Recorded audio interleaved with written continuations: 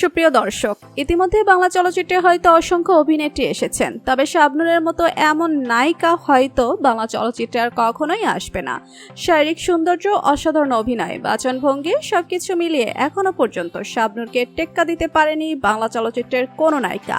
সব দিক থেকে পারফেক্ট একজন নায়িকা ছিলেন শাবনূর। সালমান শাহ, রিয়াজ, ফেরদৌস, শাকিব খান সহ সকলের সাথে জুটি বেঁধে অসংখ্য সিনেমায় অভিনয় করেছেন শাবনূর।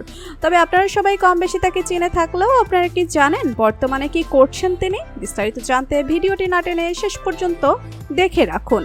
বাংলা ফিল্ম ইন্ডাস্ট্রির একজন চির সবুজ অভিনেত্রী ছিলেন শাবনূর। হৃদয়ের বন্ধন, বলবো কথা, বাসর ঘরে, এক টাকার বউ, আমার প্রাণের স্বামী, শ্বশুরবাড়ি জিন্দাবাদ সহ প্রায় 100টিরও বেশি চলচ্চিত্রে অভিনয় করেছেন শাবনূর।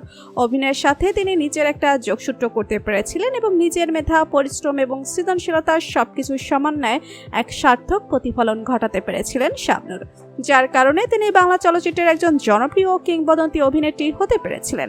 তবে বাংলা ফিল্ম ইন্ডাস্ট্রি থেকে শাবনূর নিজেকে একেবারেই সরিয়ে নিয়েছেন। শুধুমাত্র সিনেমা জগৎ থেকেই নয়, নিজের জন্মভূমি থেকেও অনেক দূরে রয়েছেন তিনি। শাবনূর অনেকদিন ধরেই অস্ট্রেলিয়ায় রয়েছেন। দেশের বাইরে থাকার পরেও শাবনূর যেন সোশ্যাল মিডিয়াগুলোতে আবার নতুন করে আলোড়ন সৃষ্টি করতে চলেছেন।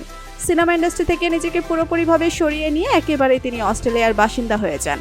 এরপর তিনি সেখানেই বসবাস করতে শুরু করেন এবং একটা সময় তিনি সেখানকার নাগরিকত্ব পান।